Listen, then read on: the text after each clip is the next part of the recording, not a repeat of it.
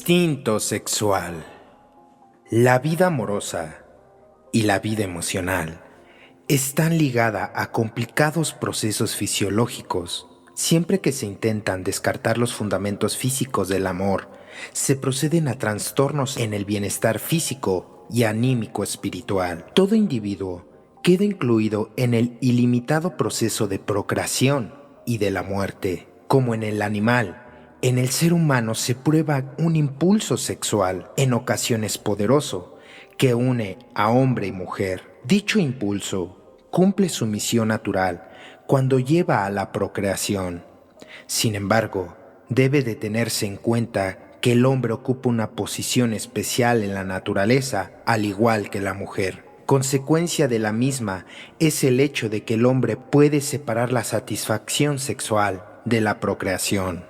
El impulso sexual humano, o el líbido, busca satisfacción, fuere cual fuere su índole. En muy raros casos, el hombre efectúa una procreación consciente. Cabe distinguir siempre, en lo dicho, entre el impulso sexual masculino y el femenino, en tanto el hombre busca normalmente, de manera primordial, satisfacer sus apetencias y la mujer pensará algunas veces en la posibilidad de un embarazo. Sin embargo, el Dr. Kinsey ha confirmado hechos hace ya tiempo conocidos según los cuales el impulso sexual masculino y femenino son iguales desde el punto de vista biológico. Cierto que existen pequeñas diferencias, pero estas no son tan importantes como siguen afirmando algunos autores. En tanto no existan impedimentos físicos o anímico, emocionales y espirituales de ningún orden, hombre y mujer muestran idéntico su deseo sexual. En la práctica, el sexo débil, como consecuencia de una falsa educación y por culpa del machismo, se muestra muy a menudo sexualmente incapaz. Las mujeres frías o las mujeres frígidas se consuelan al pensar en sus hijos. Muchos hombres se dan por satisfechos, aunque sus esposas no estén sexualmente a su altura, pensando que son excelentes amas de casa. Para la mejor comprensión del impulso sexual, es necesario un exacto conocimiento de la constitución de las funciones de los órganos. Hay multitud de personas que no han adquirido nunca un conocimiento completo sobre su apartado sexual, ni en la casa paterna ni en la escuela. Se les dieron aclaraciones a fondo sobre la materia. Es un hecho que la mayoría de individuos consiguen sus conocimientos al respecto de fuentes turbias, alimentadas, sobre todo, por supersticiones sexuales. Se comprende, por tanto, que hasta hoy hayan podido persistir innumerables teorías falsas. Recordemos que el cuarto paso de nuestro programa menciona un instinto sexual, el cual su finalidad es poblar a la tierra. Pero muchos de nosotros inclusive desconocemos a qué se refiere esta parte. Aquí, en este artículo, ahondaremos aún más en este instinto para que en el momento de hacer nuestro inventario tengamos una visión más amplia sobre lo que es este instinto. El desarrollo sexual empieza ya desde una fase embrionaria. Nada tiene que ver con la realidad. La teoría de que la sexualidad hace su aparición de manera repentina en la pubertad. El psicoanálisis fue el primero en aludir a la sexualidad infantil. Sin embargo, su sexualidad se diferencia desde numerosos puntos de vista de la conducta sexual del adulto. El líbido del niño no está orientado, se refiere a sí mismo y se concentra predominantemente en la región vocal, con lo cual, y en primer término, se asegura adicionalmente la alimentación del lactante. El desarrollo sexual, que va desde el niño hasta el individuo adulto, es lento y está amenazado por frecuentes recaídas o diferentes daños que se le puede causar a un niño, como son fijaciones auditivas y visuales, como es la masturbación, como es la misma violación, entre otros. Todo individuo se ve obligado a recorrer algunas fases decisivas, Los trastornos o los daños que pueda causar en el desarrollo infantil se reflejan, sobre todo de modo lamentable, en lo que concierne a la conducta sexual. Un desarrollo conjunto normal es la mejor de las preocupaciones para gozar una sana vitalidad. El desarrollo de la vida sexual sana no empieza repentinamente, sino que es un lento proceso interrumpido por fuertes sucesos. No es cierto que el impulso sexual aparezca en la pubertad, cuando en el muchacho empiezan a mostrarse los primeros signos de la barba o en la muchacha el comienzo de la menstruación. Las predisposiciones sexuales empiezan a desarrollarse a partir del nacimiento, es decir, mucho más precozmente, y se advierten, sobre todo, las predisposiciones hereditarias. Ya se ha llamado la atención sobre el hecho de que el presentimiento de abusos morbosos, la salud y la vitalidad están en íntima relación con la intensidad del impulso sexual. No se ponen sencillamente de manifiestos factores corporales, sino también anímico-espirituales. Y se evidencia asimismo que las predisposiciones anímicas hereditarias suelen ser más importantes que las corporales. Antiguamente, no se concedía la menor importancia a la relación entre infancia y el desarrollo sexual. El psicoanálisis llamó por primera vez la atención al respecto, haciendo las siguientes observaciones.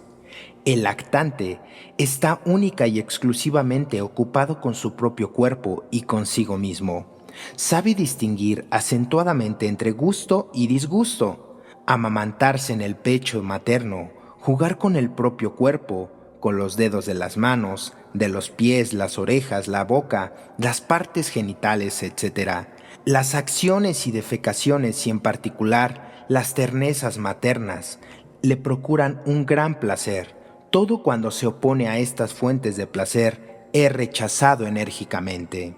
Todos los niños muestran interés en sí mismos. Lo que molesta su bienestar es rechazado.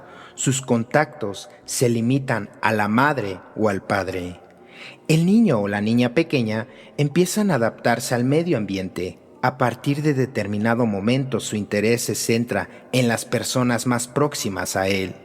La casa paterna, el padre, la madre, hermanos mayores, etc., es amada, pues se tratará de un mundo protector. Es entonces cuando tiene lugar el importante descubrimiento de que existen dos sexos. Es una equivocación tratar de impedir este descubrimiento mediante métodos de precaución. Recordemos que la sexualidad del día de hoy ha dejado de ser un tabú. Es peor tratar de ocultar este tipo de temas dentro de los pequeños, hablarlos directamente los padres hacia con los hijos. El niño es demasiado objetivo para que pueda deducir conclusión en alguno de sus descubrimientos. El niño o la niña descubre que además de la madre existe también el padre, pero este descubrimiento de que existen dos sexos no tiene otras ulteriores consecuencias que la coincidencia del niño. El niño busca en los adultos protección y seguridad, apenas si existen otras necesidades de contactos sociales. Hasta el comienzo de la fase negativa, que anuncia la pubertad, el niño se capacita debido a su objetividad para atender a las exigencias del esclarecimiento sexual.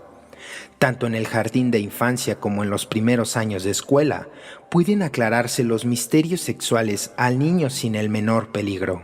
Sin embargo, es preferible que dichas aclaraciones que se realicen en casa. Para ello son válidas dos premisas. Número 1. Contestar con honradez y objetivamente a las preguntas del niño o de la niña. Número 2. No contestar nunca más de lo que se pregunta, es decir, informar al niño de lo estrictamente necesario para saciar su sed de saber. En el juego infantil tiene lugar el definitivo descubrimiento de seres iguales a él. El interés se centra entonces en el mundo que le rodea y los compañeros de juegos de ambos sexos son buscados y encontrados fácilmente. En el niño puede desarrollarse un complejo que se llama de Edipo, aun cuando el psicoanálisis ha sobrevalorado estos procesos anímicos, no puede ignorarse su importante realidad afectiva. De acuerdo con ella, las muchachas se sienten más atraídas por los padres y los muchachos por las madres, lo cual hace que las muchachas vean una rival en la madre y los muchachos en el padre. Algunos psicoanalistas se han atrevido a hablar incluso de rivales sexuales. Es por ello que cuando el instinto sexual es descoyuntado, ya sea por el padre o por la madre, hacia con el niño, comienza el infierno emocional dentro de los pequeños. Comienza el deformamiento de este instinto que es primordial para cada uno de nosotros, pero que también ha sido el preludio para vivir un infierno tanto emocional como sexual. No cabe la menor duda de que si los padres supieran cuánto depende de su conducta el desarrollo sexual de los hijos, se tomarían más serio su papel de educadores. Hay padres que les aumentan las dificultades con sus burlas e ironías.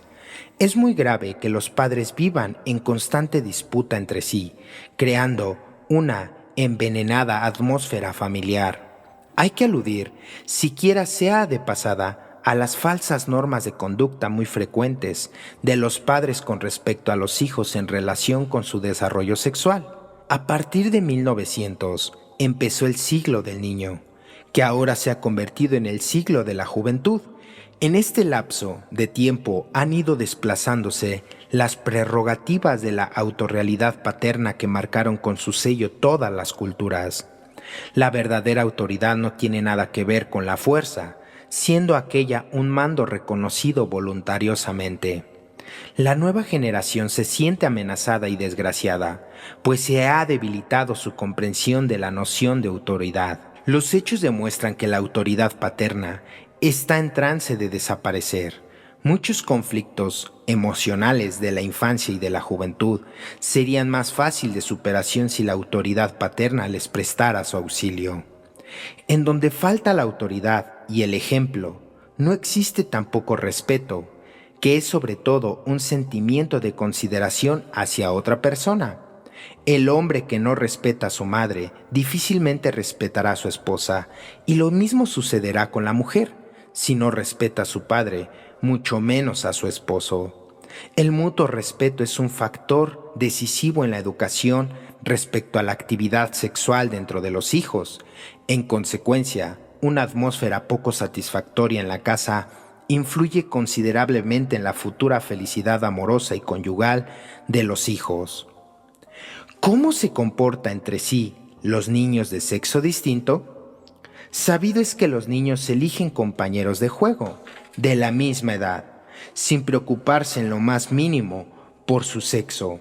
A partir de los 8 años se manifiesta la tendencia a jugar y pelearse de preferencia con los niños del mismo sexo. En esta fase del desarrollo se forman los característicos grupos de juego, que comprenden solo a los niños del mismo sexo. Cuando se inicia la pubertad, los niños se mantienen todavía distanciados del sexo contrario. Este aislamiento se agudiza, por lo general, en la pubertad. Los muchachos se obstinan mucho más tiempo que las muchachas en su postura defensiva con relación al sexo contrario. Nos encontramos a menudo con opiniones equivocadas acerca de la época de la pubertad, que constituye una transición entre la infancia y la juventud. El escolar ya mayor, que es entre los 11 y 13 años, muestra súbitamente una interna desazón por la que anuncia la pubertad. Por primera vez empieza a desarrollarse un contraste de sexos. Los muchachos forman grupos separados de muchachas e idéntica actitud adoptan estas. La época juvenil, que es la adolescencia, empieza en el sexo masculino entre los 11 y 12 años y en el sexo femenino entre los 10 y los 11 años. En los muchachos la pubertad hace su aparición entre los 13 y 15 años y en las muchachas entre los 12 y 14 años regularmente. La adolescencia concluye entre los 20 y 30 años. En este periodo de la vida se distinguen claramente dos fases. Número 1. La madurez cualitativa, que aproximadamente dura hasta los 18 años. Número 2. Madurez cuantitativa, que aproximadamente dura hasta los 28 años. Los jóvenes de la primera fase, que es de los 13 a los 15 años, viven intensivas relaciones recíprocas entre procesos físicos y procesos emocionales y amorosos. Esta importante fase está llena por completo por la pubertud. Las muchachas son superiores desde el punto de vista del desarrollo mental y emocional a los muchachos de la misma edad. Ellas empiezan a interesarse ya por los muchachos, pero estos se muestran reservados y esquivos. En la primera fase se realiza ante todo la madurez física y en la segunda fase la madurez emocional y espiritual. Muchas personas fracasan en su vida amorosa y de pareja por no haber sabido completar esta segunda fase. Por eso es muy importante saber qué conlleva el instinto sexual. Recordemos que la infancia juega un papel muy importante de nuestras conductas sexuales el día de hoy. Debemos de tener en cuenta qué fue lo que descoyuntó nuestro instinto. Y debemos escribirlo y debemos ventilarlo con nuestro guía espiritual, padrino o madrina, psicólogo o persona de confianza, este tipo de hechos para comenzar a liberarnos. El inicio de la pubertad no es igual en todos los individuos. La alimentación representa un importante papel al respecto. A los niños desnutridos les cuesta más llegar a la pubertad. Los primeros signos de la madurez sexual se manifiestan en las muchachas entre los 12 y los 13 años y en los muchachos entre los 13 y 14 años. Los jóvenes de la segunda fase, que es de los 16 a los 17 años, tienen normalmente la pubertad tras de sí. Los muchachos recuperan terreno en lo que respecta a su desarrollo y empiezan a interesarse a sí mismo por el otro sexo. Un muchacho se une a una muchacha y deja ya a sus compañeros. Ha llegado el momento de la primera cita. El amor es sobremanera romántico y los jóvenes sanos de esta edad solo en inocentes caricias. Pero estos solamente son algunos casos. Para muchos de nosotros, la famosa primera vez fue en esta etapa de nuestra edad. Pero aquí hay que analizar algo. ¿Cómo fue esa primera relación sexual? ¿Fue satisfactoria o fue frustrante? ¿Realmente fue con la persona con la que amábamos o simplemente fue por compromiso? Hay mucha tela de dónde cortar en esta pregunta, y más allá del morbo o de lo que se pueda llegar a pensar, es meditar y reflexionar, ya que por este hecho, para algunos pudo haber sido hermoso, pero para otros pudo haber sido un suceso traumático. Ahora veremos los jóvenes de la tercera fase, que es de los 17 a los 20 años. Se unen ahora por completo al sexo contrario. Las relaciones entre chicos y chicas se convierten en algo natural y son aceptadas por la opinión pública. En general, en esta fase es donde se reúnen las primeras íntimas experiencias. Sin embargo, sexo y sensualidad permanecen todavía separados entre sí. Los jóvenes de esta edad están completamente maduros en lo físico, pero carecen todavía de la complexión de la madurez emocional y espiritual. Donde imperen favorables condiciones familiares, la pubertad discurrirá sin dificultades. Sin embargo, las crisis afectivas que tienen por escenario la casa provocan sorprendentes retrasos en su aparición. En ciertos casos, es conveniente prestar atención a tales circunstancias al elegir a la pareja. Las mujeres que han madurado tardíamente suelen ser muy malas compañeras dentro del matrimonio. En tanto, en las muchachas de madurez sexual aparecen de manera repentina, en los muchachos el proceso es de más larga duración. No debe considerarse prueba de madurez sexual el cambio de voz, ni la expulsión de un líquido pegajoso de la uretra. Por general, dicho líquido no contiene ni siquiera células seminales. En cambio, pueden considerarse signos seguros de la madurez sexual masculina la aparición de vello en las partes genitales, en las axilas y en la barba. El vello del pubis es el único del cuerpo que muestra sección triangular, razón por la cual se crespa fácilmente.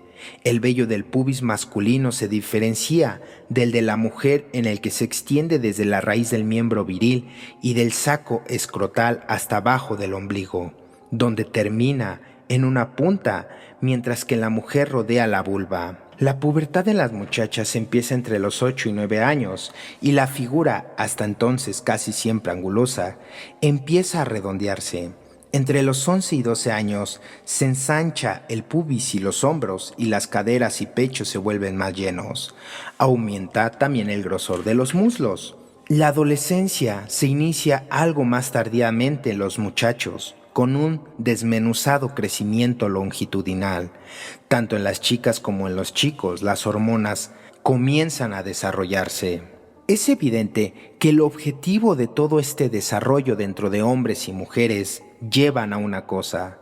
La muchacha debe convertirse en futura madre y el muchacho en un futuro padre, hablando respecto al instinto sexual.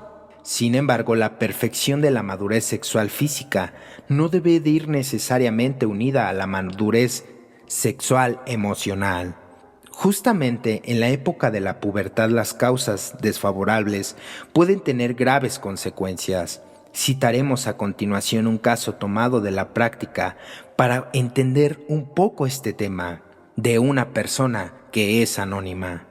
Y dice lo siguiente: tengo 21 años y practico la masturbación desde la pubertad. Durante la guerra pasé momentos muy difíciles. Desde 1945 estuve en un campo de refugiados y en él perdí a mi familia en una epidemia. Allí estuve en contacto con diversos elementos y estos me indujeron a la masturbación.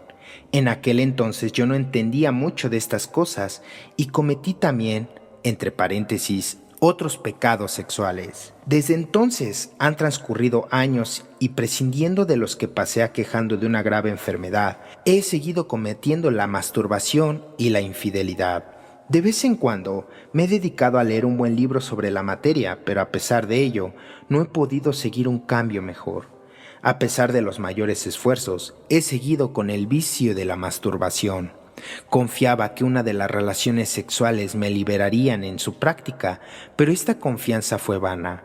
Ahora temo que aún de casado me sea imposible abandonar la masturbación. En mi gran desesperación pido consejos. Debe de existir, sin duda, alguna posibilidad para hacerme un hombre normal desde el punto de vista sexual. En primer lugar, al joven se le fue comunicado por escrito que la masturbación no es ningún vicio, si se mantiene dentro de los determinados límites.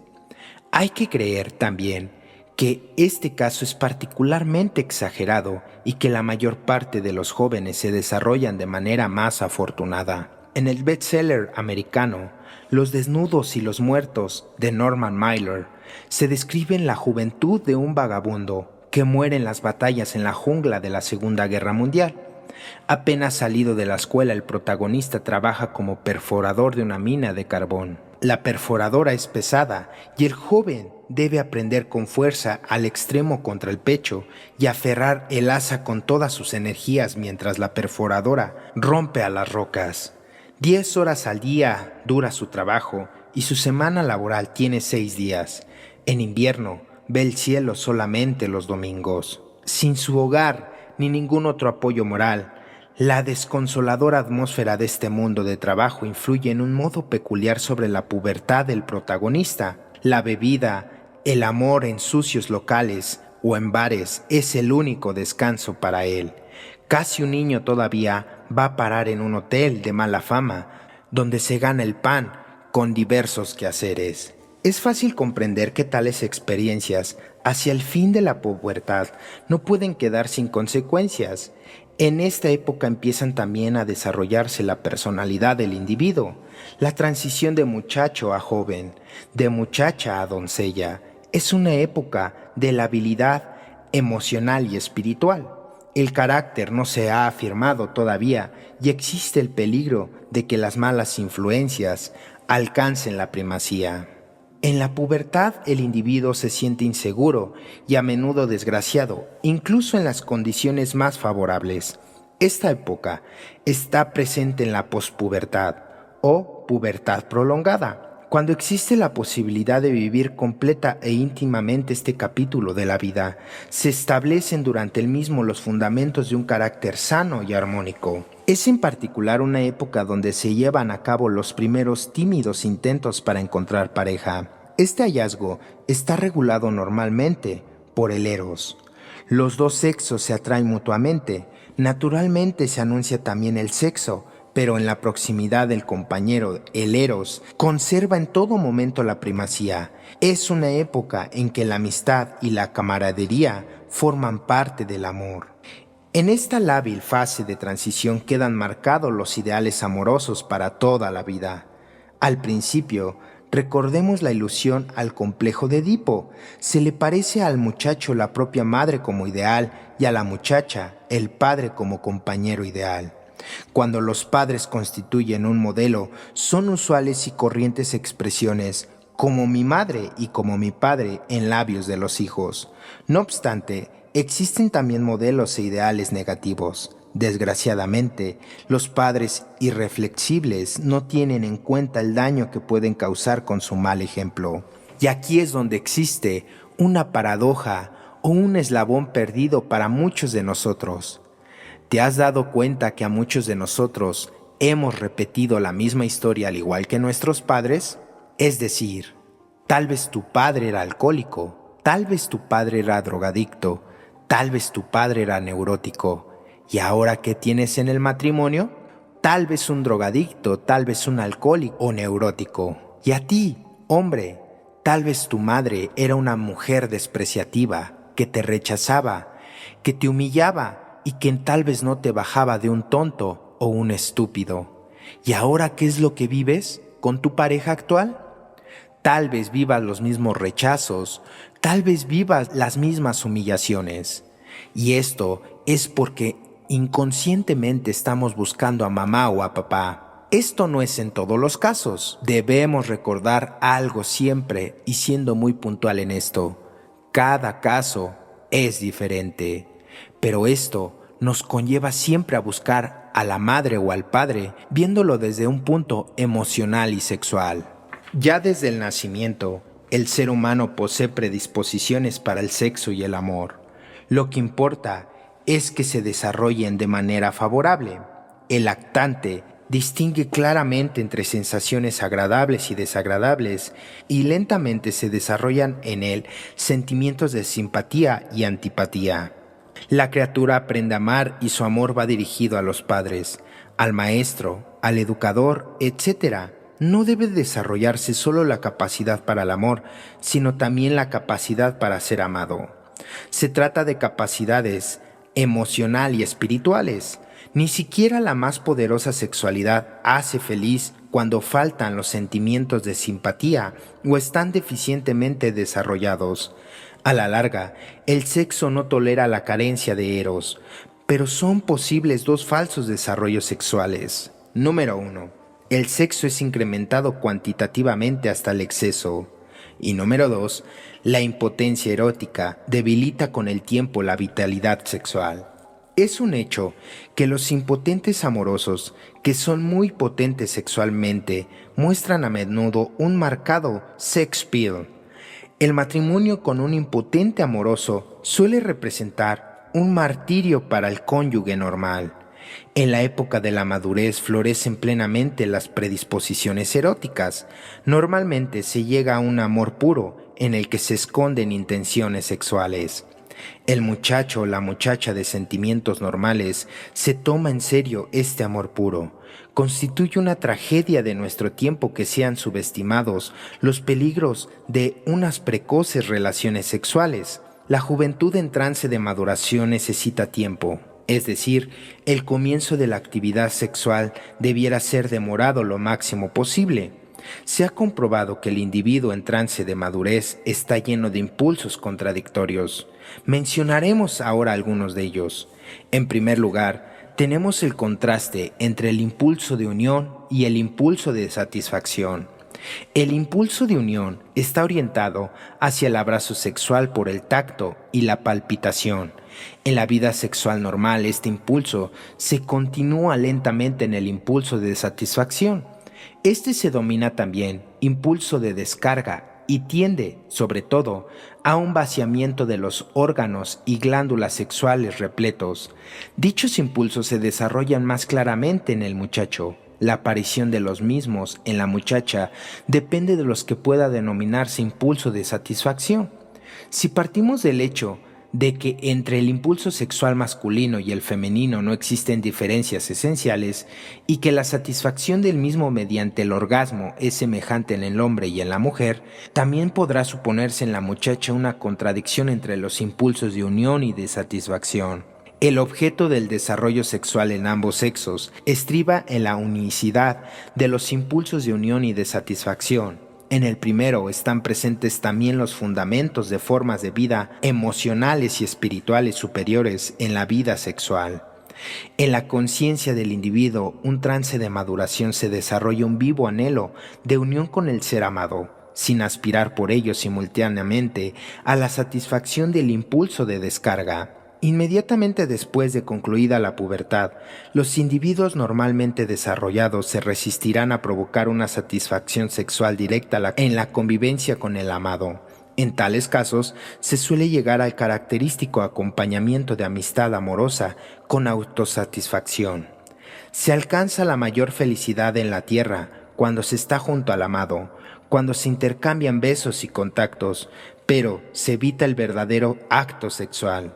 De todas formas, una vez solos, sumidos aún en la felicidad de la convivencia anímica emocional, el impulso de satisfacción eliminará todas las inhibiciones. Se llega entonces a esos juegos presexuales que tanto se oyen.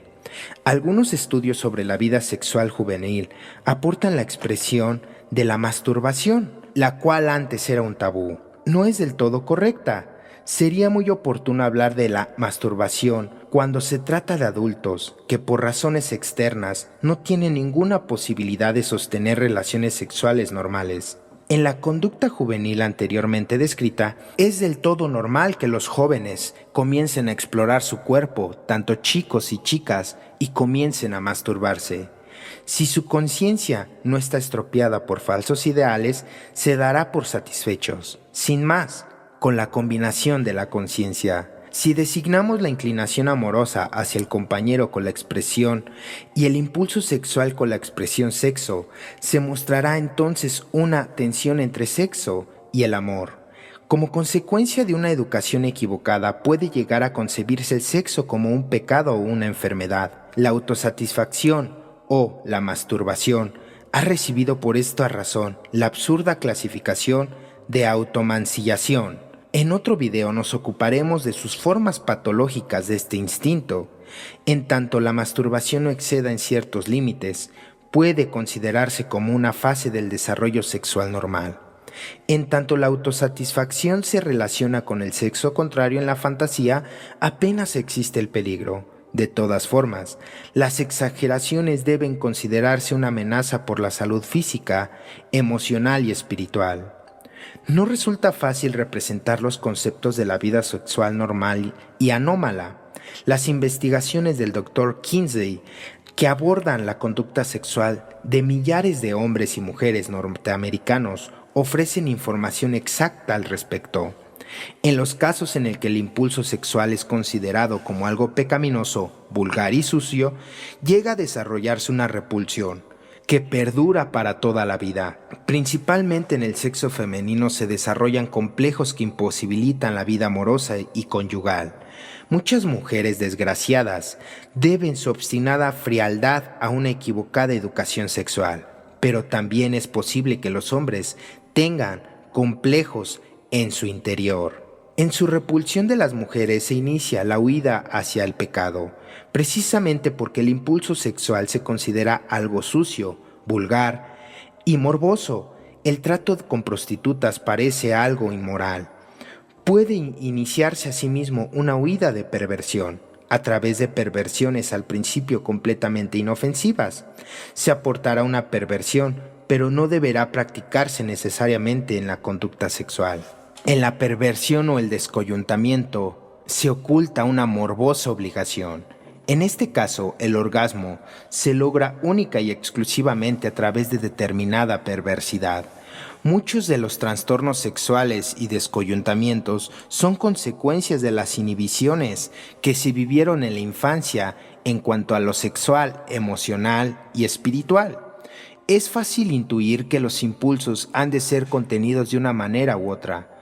Un individuo desenfrenado no puede vivir como el ser asocial en una comunidad. El impulso sexual debe subordinarse al amoroso, es decir, las relaciones de pareja pondrán de manifiesto no solamente los impulsos, sino también determinados ideales amorosos. Por lo general, la fantasía erótica humanizará la vida de los impulsos. Sin embargo, cuando las inhibiciones son totales impiden el acto sexual. Las inhibiciones deben desaparecer y aparecer en primer término la dinámica perfecta del acontecimiento impulsor. En la relación entre impulso sexual y afecto amoroso pueden ocurrir que el primero regule el segundo, que el impulso sexual prevalezca por encima del amoroso, o bien que éste se fusione con el impulso sexual. Tiene que coincidir muchas circunstancias afortunadas para conseguir la armonía entre ambos impulsos, prescindiendo de los casos graves de extravíos morbosos. La mayor parte de las dificultades de la vida sexual humana se inician por la carencia de esta armonía. Desgraciadamente, no todas las personas consiguen cultivar la vida sexual, es decir, elevar el impulso sexual en el afecto de la pareja. Muchos individuos presentan una decisión en la vivencia sexual. Existió una época determinada por el pensamiento materialista en el que el primer acto sexual se consideró simplemente como un problema de técnica sexual. Los distintos apóstoles de la Ilustración, que eran todo lo contrario de apóstoles de una digna educación sexual humana, difundieron métodos técnicos sexuales. Sin embargo, su principal preocupación se dirigía hacia los métodos anticonceptivos. A ellos se unía la prevención de enfermedades venéreas. Hoy en día, cuando tales preocupaciones han sido casi desterradas gracias a los conocimientos ampliamente difundidos, vuelven a surgir de nuevo. Sabemos que a la mayor parte de las personas solo se les puede ayudar en la vida sexual cuando en ella se ha despertado la comprensión para alcanzar la armonía entre sexo y el amor. No es, en verdad, tarea fácil establecer unos valores espirituales y emocionales en la vida sexual. Sin embargo, es necesario llevarlo a cabo si se quiere ser feliz. Incluye mucho una vida sexual feliz y armónica en la existencia del individuo aislado y de la comunidad. Si ha sido perturbada la vida sexual de tal forma que el impulso sexual y el amor han quedado diferenciados, todos los progresos materiales carecerán de este sentido. Parte de las consecuencias del descoyuntamiento de este instinto son los abortos, las infidelidades, enfermedades venéreas, pérdida de matrimonio, pérdida de familia. ¿Qué sucede cuando muchos de nosotros hemos vivido estas consecuencias por no tener una buena orientación en el instinto sexual? Esto ha sido todo por el día de hoy. Esperamos de todo corazón que este artículo haya sido de tu ayuda para tu recuperación. Recuerda que estás en tu canal Experiencias AA. Te invitamos a suscribirte y en la parte de los comentarios nos dejes una sugerencia de alguna temática que te gustaría que trabajáramos. Esto ha sido todo por el día de hoy. Felices 24 horas y hasta la próxima.